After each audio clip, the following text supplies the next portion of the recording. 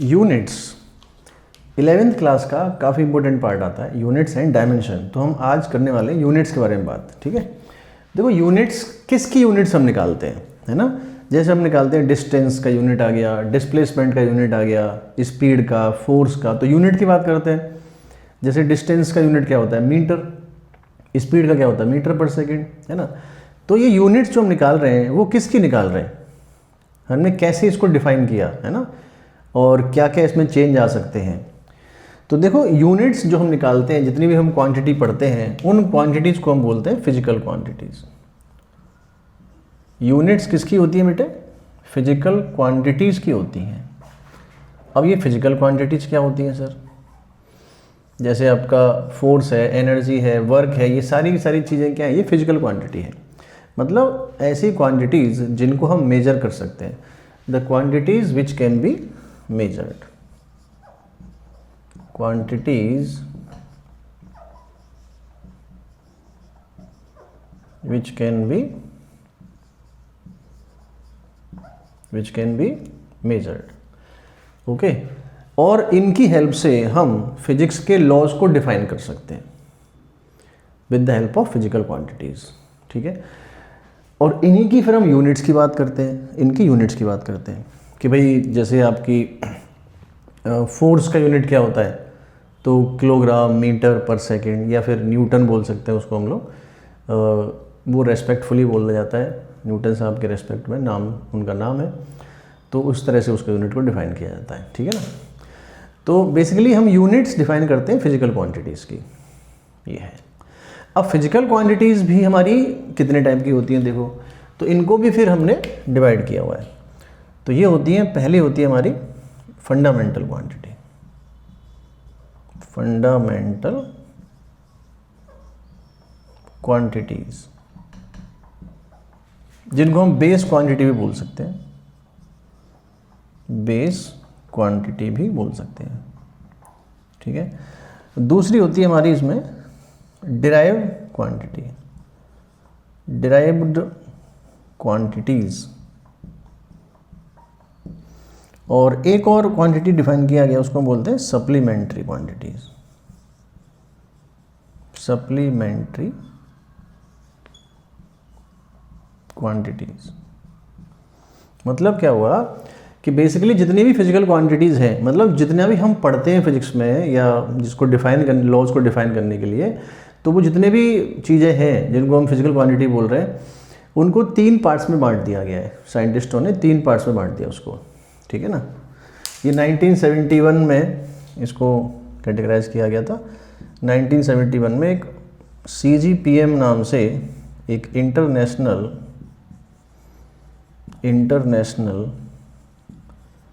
Organisation, ठीक है ना, ये है, इन्होंने इसको डिफाइन किया था 3 पार्ट्स में। तो फंडामेंटल, डिराइव और सप्लीमेंट्री। अब फंडामेंटल क्वांटिटीज़ क्या है, तो इन्होंने इनको देखा कि यार फंडामेंटल क्वांटिटी हम किसको बोलें, तो फिर डिसाइड किया कि ऐसी क्वांटिटी लेते हैं जो हर किसी से इंडिपेंडेंट हो, जो हर किसी से इंडिपेंडेंट हो, पहली बात तो, है ना, किसी पर डिपेंड ना करें। फंडामेंटल क्वांटिटीज़ जिनको बोलेंगे बेस क्वांटिटीज़, और जिनकी हेल्प से हम बाकी सारी क्वांटिटीज़ को बना सकें approx.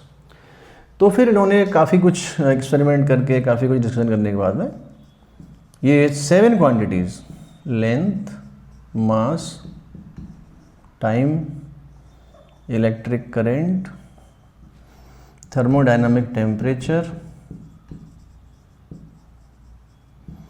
Amount of substance and luminous intensity. Okay, I think 7 हो गए ना, 1 2 3 4 5 6 7।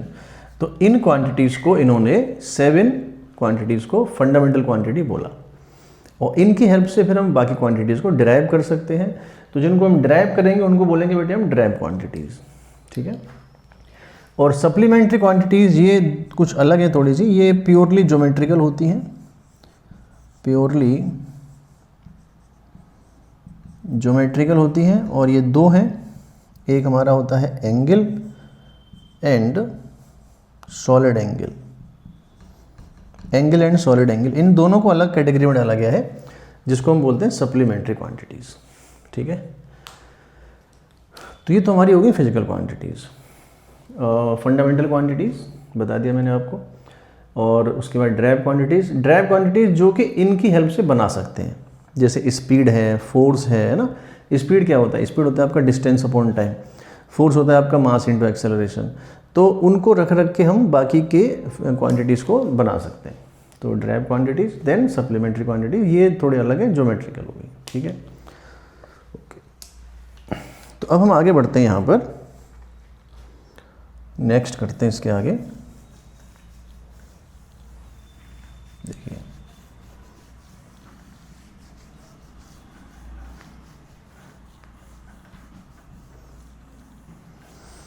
अच्छा, फिजिकल क्वांटिटी में जो हमने फंडामेंटल माना है ना, फंडामेंटल हम किसी को भी मान सकते थे, पहले किसी और को भी मान सकते थे, बस कंडीशन यही है कि वो क्वांटिटीज़ एक दूसरे पर डिपेंड ना करें और जो बाकी क्वांटिटीज़ को बना दें, तो उनको मान सकते थे। लेकिन अब एक मान लिया है ना, एक कंसिडर कर लिया 1971 में, तो सारी दुनिया फिर इसी को मानती आ रही है, हमें भी इसी को मानना है, तो यही मानना पड़ेगा। ठीक है, बट ऐसा नहीं है कि हम इन्हीं को मान सकते थे, ऐसा नहीं है, हम और भी क्वांटिटीज़ को मान सकते थे, बट कंडीशन के साथ।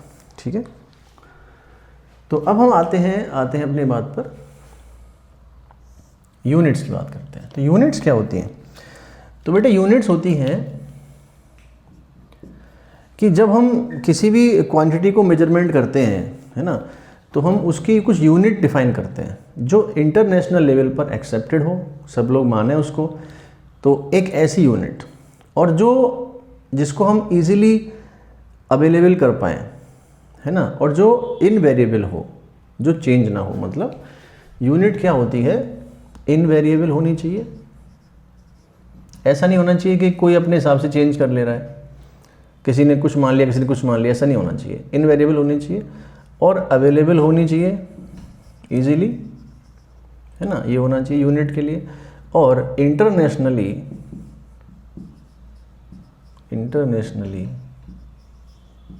एक्सेप्टेड होनी चाहिए।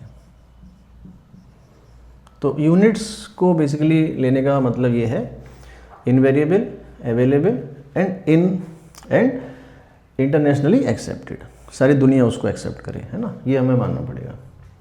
तो ये हमें यूनिट्स को डिफाइन किया गया है। तो बेसिकली ये यूनिट्स होती है। अब जैसे कि हमने बात की भाई लेंथ की, तो मैं लिख देता हूँ लेंथ, सबको पता है लेंथ का यूनिट क्या होता है? मीटर होता है, मीटर लेंथ। मास का यूनिट क्या होता है? किलोग्राम होता है। टाइम का सेकंड होता है, जो हम जनरली लेते हैं, सेकंड होता है। देन करंट का होता है आपका एम्पियर लेते हैं इसको, है ना, करंट हो गया। और क्या बचा? टेम्परेचर का होता है हमारा केल्विन, नॉर्मली ये लेते हैं केल्विन। और फिर आता है हमारा ल्यूमिनस इंटेंसिटी, इसको हम कैंडेला यूज़ करते हैं, कैंडेला बोलते हैं इसको। और एक आता है हमारा अमाउंट ऑफ सब्सटेंस का कितना अमाउंट है वो लेते हैं, और ये नॉर्मली हमारा मोल में हम लेते हैं इसको। ठीक है, तो ये तो बेटे हो गई आपकी 7 क्वांटिटीज़ बेसिक जो कि डिफाइन की गई है। इनके बेस पर हम बाकी क्वांटिटीज़ को बना सकते हैं, फंडामेंटल क्वांटिटीज हो गई। ठीक है, तो इस सिस्टम को जो इन्होंने डिफाइन किया था 1971 में, इसको बोला गया SI system, internationally accepted standard system है ये। So this is called SI system. Okay, और जो हम लोग बोलते हैं ना, जैसे फोर्स का यूनिट आ गया, न्यूटन बोल दिया उसको, तो वो साइंटिस्टों के नाम के आधार पर उनको रेस्पेक्ट देने के लिए, जैसे एनर्जी का यूनिट क्या है? जूल बोल देते हैं, तो जूल वो एनर्जी का यूनिट है, वो साइंटिस्टों का रेस्पेक्ट करने के हिसाब से नाम रखा गया उसका। ठीक है, ओके। तो अब हम आते हैं नेक्स्ट इसके बाद कि हम यूनिट्स की हेल्प से, जो हमारी फंडामेंटल यूनिट्स हैं, इनकी हेल्प से हम डिराइव क्वांटिटीज़ का यूनिट हम कैसे निकाल सकते हैं। जरा ये बताता हूँ मैं आपको भी। जैसे मान लीजिए, तो यहाँ लिखेंगे units of derived quantities, derived quantities, तो उसमें कोई दिक्कत नहीं है, आपको फॉर्मूला पता होना चाहिए। जैसे मैंने आपसे बोला कि स्पीड का यूनिट बताइए सर, स्पीड का क्या होगा, स्पीड का क्या होगा, डिस्टेंस अपॉन टाइम से कर सकते हैं। अच्छा, इसमें जैसे स्पीड है और वेलोसिटी है तो दोनों का यूनिट सेम ही आएगा, क्योंकि बेसिकली वो लेंथ है, डिस्प्लेसमेंट भी लेंथ है और डिस्टेंस भी लेंथ है, तो यूनिट दोनों का सेम आएगा। तो स्पीड को आप ऐसे लिख सकते हो, डिस्टेंस अपॉन टाइम, मतलब लेंथ अपॉन टाइम लिख सकते हो, लेंथ अपॉन टाइम। तो लेंथ का हो गया मीटर, टाइम का हो गया सेकंड, मीटर पर सेकंड हो गया, ठीक है। इस तरह से कर सकते हैं अपन। जैसे एक्सेलरेशन है, एक्सेलरेशन, इसको आप क्या लिख सकते हो, वेलोसिटी अपॉन टाइम लिख दो। तो यूनिट के उस पर ऐसा स्केलर वेक्टर से कोई फ़र्क नहीं पड़ता, यूनिट वैसी ही रहती है। वेलोसिटी या स्पीड दोनों सेम है, मीटर पर सेकंड, और एक सेकंड और आ गया तो मीटर पर सेकंड स्क्वायर हो गया ये आपका एक्सेलरेशन आ गया। देन उसके बाद आपको मान लो फोर्स का यूनिट देखना है, समझ गए होंगे आई थिंक आप, है ना। फोर्स का यूनिट क्या होगा, मास इंटू एक्सेलरेशन। तो इसमें आप मल्टीप्लाई कर दोगे केजी के साथ, केजी मीटर पर सेकेंड स्क्वायर, ऐसे आप इसकी यूनिट निकाल सकते हो, ठीक है। अब जैसे कोई और भी यूनिट निकालनी है आपको जिसका हमको पता नहीं है, लेकिन हमें उसका रिजल्ट पता है, फॉर्मूला पता है मान लो उसका, है ना। जैसे मान लेते हैं कि हमने ये निकालना है, यहाँ कर लेते हैं, F equal to G m1 m2 upon R square. इसमें आपको मान लो G का यूनिट निकालना है, ये होता है आपका यूनिवर्सल ग्रेविटेशन कांस्टेंट होता है, तो G का निकालना है। G की वैल्यू क्या होगी, G हो जाएगा आपका एफ आर स्क्वायर, ऐसे कर लो क्रॉस मल्टीप्लाई, इसको ऐसे कर लेंगे, F R square upon m1 m2 आ जाएगा, ठीक है। अब बेटे आपको यूनिट लिखनी है सबकी। जैसे फोर्स की यूनिट क्या होती है, kg मीटर पर सेकंड स्क्वायर, और आर स्क्वायर मतलब लेंथ है तो मीटर स्क्वायर हो गया, और यहाँ पे kg स्क्वायर हो गया, इसका kg स्क्वायर हो गया, है ना। तो ये अब सॉल्व कर लेंगे इसको। जैसे इसमें आपका ये दोनों इधर आ रहा है, और ये kg था फोर्स का, तो इधर ऊपर आ जाएगा, तो kg की पावर -1 बचेगी, मीटर क्यूब और सेकंड -2, ये हमारी यूनिट आ गई किसकी, G की। ऐसे किसी भी रिजल्ट में कोई फॉर्मूला आपको बताए तो आप उसकी यूनिट आराम से निकाल सकते हो, ओके। चलिए और करते हैं। जैसे ये फॉर्मूला है कोई, मान लो आपके पास सामने, Q equal to ms delta T, ms delta T, delta T क्या है, टेम्परेचर, s क्या है, मास, ये एनर्जी, ये एनर्जी है जिसको हम लोग हीट एनर्जी बोलते हैं। तो एनर्जी, हीट एनर्जी एक ही बात है, ये मास हो गया, बताइए आपको, और इसकी हमको यूनिट बतानी है s की। डेल्टा टी क्या है, ये टेम्परेचर डिफरेंस है। सो यूनिट ऑफ s हमको निकालना है, यूनिट ऑफ, इसको बोलते हैं स्पेसिफिक हीट, स्पेसिफिक हीट इसको बोला जाता है, ये आप आगे पढ़ोगे। तो फिलहाल तो हम यूनिट निकाल रहे हैं, हम कुछ भी नंबर लेके लिख सकते हैं। तो इसका यूनिट क्या होगा, देखो कैसे निकालेंगे इसको। तो अब इसमें वही करना है आपको, सेम चीज़ करनी है बार बार, यूनिट आपको निकालना है। आप यहाँ से ऐसे करो, s इक्वल टू क्या आ जाएगा, q upon m delta T आ जाएगा। अब q क्या, एनर्जी है। अब एनर्जी का बेटे यूनिट आपको निकालना पड़ेगा, तो वो होता है kg मीटर स्क्वायर पर सेकंड स्क्वायर होता है ये, और ये आपका हो गया kg जो कि मास है, ms डेल्टा टी ना, तो kg मीटर स्क्वायर पर सेकंड स्क्वायर हो गया, और फिर यहाँ पे डेल्टा टी टेम्परेचर है, तो ये आपका केल्विन में आ जाएगा, केल्विन में आ जाएगा, टेम्परेचर है। तो यहाँ से बेटे kg कट गया, तो मीटर स्क्वायर केल्विन -1 सेकंड -2, ये हमारा क्या आ गया, यूनिट ऑफ स्पेसिफिक हीट आ गया।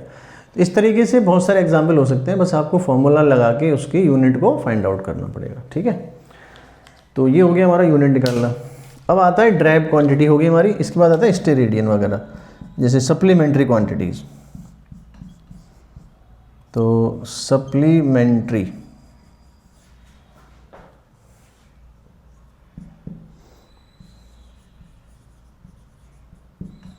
क्वांटिटीज़ है ना, सप्लीमेंट्री। इसमें क्या आता है आपका, एक आता है एंगल आता है, एक एंगल का यूनिट क्या है, ये आपको याद करना पड़ेगा। इसका रेडियन होता है, रेडियन माना गया है इसका, और एक हमारा है सॉलिड एंगल, इसका यूनिट हमने डिफाइन किया है स्टेरेडियन। क्या है बेटे? स्टेरेडियन। तो दो और हैं, आपका एंगल का रेडियन है और उसका क्या है? स्टेरेडियन है। ठीक है, तो ये हमारा आ गया यूनिट्स के बारे में, कैसे हम यूनिट निकालेंगे, ये सारी बातें हो गई।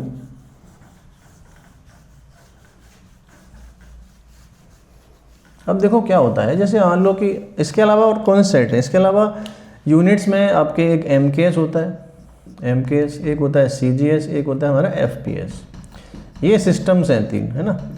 MKS में हम लेंथ को किस में लेते हैं, यहाँ लिख देता हूँ मैं, लेंथ, मास और टाइम। तो लेंथ को हम लेते हैं किलोग्राम में, इसको लेते हैं मीटर में, इसको लेते हैं सेकंड्स में। CGS में हम इसको ग्राम में लेते हैं, इसको लेते हैं सेंटीमीटर में, इसको लेते हैं सेकंड्स में। FPS में हम लेंथ को लेते हैं फीट में, इसको लेते हैं पाउंड में और इसको लेते हैं सेकंड में। और अगर कन्वर्ट करना हो तो 1 मीटर इक्वल टू 3.28 फीट होता है अप्रोक्स, और 1 kg में अप्रोक्स 2.2 पाउंड होते हैं। हालांकि पाउंड का तो खैर बिल्कुल पूछते नहीं है, और फीट का भी बहुत कम पूछा जाता है, लेकिन अगर पूछते हैं तो हम कर सकते हैं। 1 मीटर में 3.28 फीट होते हैं और 1 kg में 2.2 पाउंड होते हैं। ठीक है, ये कन्वर्जन हमको ध्यान रखना है। तो बेटे ये हमारा आ गया यूनिट्स के बारे में। यूनिट हम कैसे निकालते हैं, क्या करते हैं, यूनिट के लिए क्या होना चाहिए, है ना, वो सारी बातें समझ ली अपन ने। अब इसके बाद क्या होता है, हम यूनिट कन्वर्ट करते हैं। मान लो हमने MKS CGS में कन्वर्ट किया, तो kg और ग्राम में कौन बड़ा है यूनिट वाइज? kg बड़ा है ऑब्वियसली, ग्राम छोटा है। कितना बड़ा है kg? 1000 टाइम्स। तो जब हम लोग कन्वर्ट करते हैं, मान लो हमने किया कि भाई 1 kg इक्वल टू कितने ग्राम, तो 1 kg बेटे आपके आएंगे 1000 ग्राम, 1000 ग्राम। तो ये जो यहाँ पे जो आपका कोफिशिएंट है वो नंबर कहलाता है, न्यूमेरिकल वैल्यू कहलाता है, ये यूनिट कहलाती है। ये यूनिट है, ये यूनिट है, और ये आपका है न्यूमेरिकल वैल्यू, न्यूमेरिकल वैल्यू। ठीक है, तो यहाँ पे आप देख रहे हो कि अगर यूनिट छोटी होती है तो न्यूमेरिकल वैल्यू क्या हो जाती है? बड़ी हो जाती है। तो ये हमें ध्यान रखना है कि किसी भी फिजिकल क्वांटिटी में न्यूमेरिकल वैल्यू और यूनिट का मल्टीप्लिकेशन हमेशा कांस्टेंट रहता है। तो हम ये कह सकते हैं यहाँ पर कि NU equal to always constant. n यहाँ पर क्या है? n आपकी है न्यूमेरिकल वैल्यू, न्यूमेरिकल वैल्यू है, और u हमारा यहाँ पे यूनिट है। इनका प्रोडक्ट हमेशा कांस्टेंट रहता है। मतलब अगर हम यूनिट को कम करेंगे तो न्यूमेरिकल वैल्यू बढ़ेगी, एंड वाइस वर्सा ऑल्सो। ठीक है, जैसे मैं अब करके बताता हूँ इसमें कुछ चीज़ें। मान लीजिए हमने बोला कि भाई एक पर्सन ने फोर्स निकाला, लेट सपोज किसी बॉडी पे लगने वाला फोर्स है ना, एक बॉडी पे लगने वाला फोर्स मान लीजिए आपका 10 न्यूटन है। कितना है? 10 न्यूटन है। और न्यूटन को हम क्या लिख सकते हैं? kg मीटर पर सेकेंड स्क्वायर लिख, सॉरी हाँ, kg मीटर पर सेकेंड स्क्वायर लिख सकते हैं। मान लो किसी बॉडी पे लगने वाला फोर्स आपका 10 kg मीटर पर सेकेंड स्क्वायर है। ठीक है, अब हमने बोला कि if unit of mass and length becomes double and unit of time does not change, then value of force in the new system, then numerical value of force in new system क्या होगा, ये बताना है। तो देखो आपको क्या देखना है कि unit of mass and length becomes double and unit of time does not change. तो हमने मास और लेंथ की यूनिट डबल कर दी, तो बेटे यूनिट आप डबल करोगे इसकी और इसकी, तो यूनिट हमारी 4 टाइम्स हो जाएगी। तो यूनिट ओवरऑल 4 टाइम्स हो जाएगी इसकी ओवरऑल यूनिट। तो हम कह सकते हैं unit of force becomes 4 times, unit of force unit of force becomes 4 times, okay. So numerical value will be 1/4, so numerical value will be 1/4 because ये इन्वर्स होते हैं. So numerical value will be is 1/4, so 10/4 आ जाएगा, मतलब it is 2.5 unit. जो नई unit है उसमें इसकी वैल्यू 2.5 हमको दिखाई देगी, ठीक है. क्योंकि N U equal to constant है ना, तो यहाँ पर हम कह सकते हैं कि जो एन है वो इन्वर्सली प्रोपोर्शनल टू किसके होता है, यू के होता है. ये आपको ध्यान रखना है, ठीक है. तो ये हमने देखा यूनिट्स के बारे में. तो बेटे यूनिट्स किसकी यूनिट्स होती हैं, क्वांटिटीज़ की, जिनको हम डिफाइन करते हैं फिजिक्स के लॉज को समझने के लिए. भाई बहुत ज़रूरी है ना, अगर हम डिफाइन नहीं करेंगे तो हम पता नहीं चलेगा हमको किसकी बात कर रहे हैं. तो अब उनकी यूनिट्स होती हैं फिजिकल क्वांटिटीज़ की. और फिजिकल क्वांटिटीज़ भी हमारी कितने टाइप की हैं, 3 टाइप की है, फंडामेंटल, डिराइव और सप्लीमेंट्री. फंडामेंटल वो होती हैं जो इंडिपेंडेंट हो एक दूसरे से, किसी पे डिपेंड ना करें, और जिनकी हेल्प से हम बाकी की क्वांटिटीज़ को डिराइव कर सकें. तो एक ऑर्गेनाइजेशन थी, इंटरनेशनल ऑर्गेनाइजेशन है CGPM, उसने 1971 में 7 क्वांटिटीज़ को फंडामेंटल क्वांटिटी बोला या बेस क्वांटिटी बोला, और उन्हीं के बेस पे हम आगे बढ़ रहे हैं, ठीक है. ऐसा नहीं है कि और कोई क्वांटिटी नहीं हो सकती थी, और भी हो सकती थी कोई, बट उस समय जो नाम दे दिया, जिनको मान लिया, उसके हिसाब से हम आगे चल रहे हैं, ठीक है. और इसके बाद जो सिस्टम बनाया उसको हमने क्या बोला, that is called SI system. और उसके बाद में MKS, CGS और FPS ये सिस्टम भी होते हैं, इनसे भी हम लोग यूनिट निकाल सकते हैं, ठीक है. और यूनिट निकालना कैसे मैंने बता दिया आपको, और इसमें आपका ये आपको समझ में आ गया होगा. तो बेटे it's all about units, okay. Units के बारे में हमने बात की. In the next class we will discuss dimensions, okay. और इसके कुछ और बातें करेंगे यूनिट्स के बारे में, और फिर डायमेंशन हम स्टार्ट करेंगे, ठीक है. चलिए मिलते हैं नेक्स्ट क्लास में. जय श्री राम.